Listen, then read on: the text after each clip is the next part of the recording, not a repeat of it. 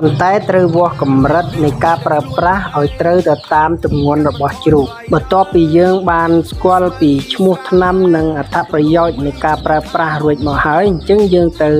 ដឹងពីសំណួរខាងដើមដែលសួរថាតើគួរប្រើថ្នាំទម្លាក់ព្រូននៅពេលណាការទម្លាក់ព្រូនបងប្អូនដឹងស្រាប់ហើយថាគឺជាការថែរក្សាសុខភាពជ្រូកដ៏សំខាន់មួយព្រោះព្រូនធ្វើឲ្យជ្រូកស៊ីចំណីហើយមិនឡើងទម្ងន់សម្រាប់កាលវិភាគដែលយើងត្រូវធ្វើការចាក់វាជាលើកដំបូងគឺយើងត្រូវចាក់នៅពេលកូនជ្រូកមានអាយុប្រហែលជា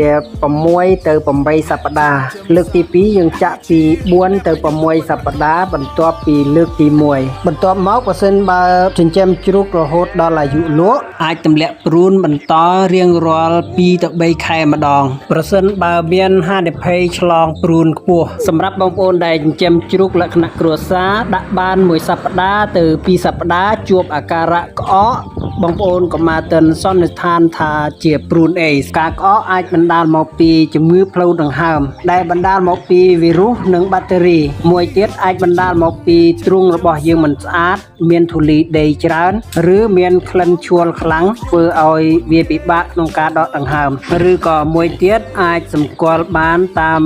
ការប្រែប្រួលអាកាសធាតុផងដែរហើយករណីខ្លះក៏វាអាចជាព្រូនសួតក៏អាចថាបានសម្រាប់បងប្អូនដែលចិញ្ចឹមសត្វច្រើនឬក៏បងប្អូនដែលមានបទពិសោធន៍ខាងនឹងតើបងប្អូនយល់